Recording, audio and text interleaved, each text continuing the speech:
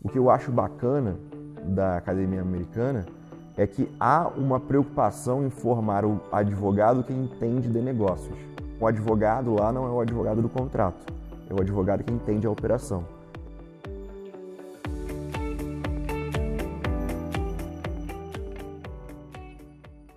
Eu trabalho com uma área um pouco mais voltada para direito internacional privado e hoje trabalho como advogado americano no Brasil, o que, de certa forma, envolve também aspectos transfronteiriços, aspectos internacionais.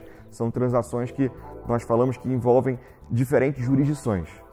Elas envolvem empresas com negócios no exterior, que também têm negócios no Brasil, por exemplo, uma empresa brasileira listada na Bolsa de Nova York. Ou uma grande empresa, uma grande multinacional, uma Ambev da vida. Por exemplo, é o tipo de cliente padrão de um advogado americano no Brasil hoje.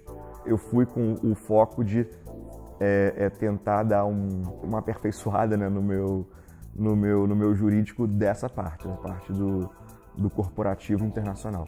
Em termos de direito comparado, a experiência é incrível, porque hoje, com globalização, que vale para tudo, não vale só para mercado de bens e indústria, vale também para o direito, há uma similaridade muito grande entre o sistema jurídico brasileiro e o sistema jurídico americano. Por exemplo, no Brasil, o Código de Processo Civil, que foi reformado, ele de alguma forma dialoga com o sistema de precedentes americano, hoje em dia da Common Law. Então, o camarada que estuda processo civil vai ter lá todo esse embasamento. Um outro amigo que estuda direito criminal, por exemplo, lei de lavagem de dinheiro, são todas hoje quase que regulações internacionais, padronizadas, que seguem muitas tendências mundiais. Então você é exposto a todo esse tipo de conhecimento jurídico num nível de excelência que é, sem sombra de dúvidas, assim, excepcional.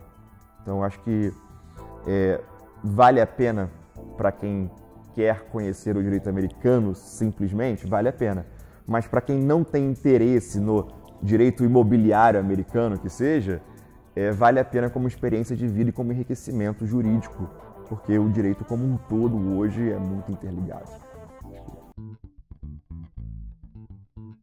Eu acho que nos Estados Unidos, uma marca que é muito forte no pensamento americano é o da teoria racial.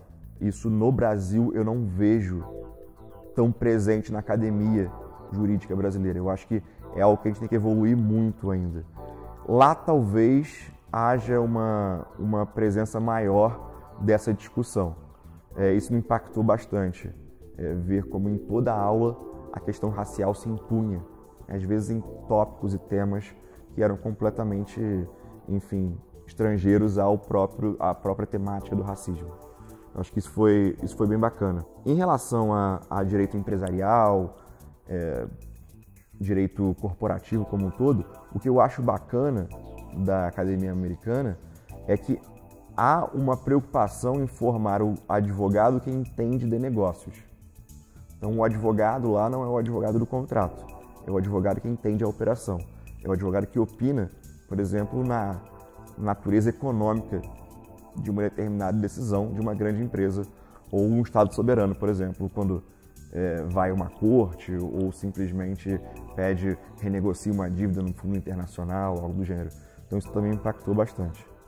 Em relação à cultura jurídica e educação jurídica, propriamente dito, Harvard é um polo muito interessante para entender essa diferença, porque lá se desenvolveu o método socrático de ensino, que é o método do Langdell, que foi um diretor da faculdade lá, que hoje dá nome à biblioteca principal da faculdade de Direito. O método socrático nada mais é do que a exposição dos alunos a casos concretos. Os alunos são instigados a explicar o caso à turma e o professor conduz uma série de perguntas sobre o caso, por vezes perguntas escorregadias, para fazer os alunos pensarem aquele caso criticamente. Então, se fala muito lá em pensar o direito como um advogado, como um operador do direito. E eu acho que essa é uma diferença que é muito marcante e que faria muito bem para a academia brasileira também trazer isso. O pensamento crítico, o pensamento de você não apenas decorar um código, uma lei que seja, mas entender as razões, sejam razões filosóficas, econômicas, razões de justiça por detrás daquela norma, daquele ordenamento. O mercado de advocacia americano, ele de fato é estatal, no sentido de estado de federação. Então, o advogado que é registrado em Nova York, em tese, ele tem restrição para atuar na Califórnia. É aquele advogado que atua na Califórnia, para atuar em Nova York, enfim, teria que ou se licenciar em Nova York ou conseguir algum tipo de autorização especial para um caso específico de Nova York. Isso ocorre, sobretudo, porque o sistema jurídico dos Estados americanos é muito independente em relação ao sistema da União. Então, por exemplo, direito penal. Direito penal é uma matéria que varia de estado para estado, inclusive em relação à pena, a tipos penais, ou seja, ao que é crime, ao que não é crime. Direito empresarial, por exemplo, se você pega a maior parte das companhias americanas é sediada em Delaware, que tem um regime próprio ali de direito empresarial. E há toda uma razão, um fundamento jurídico para que as empresas optem por Delaware e não, por exemplo, pela Califórnia.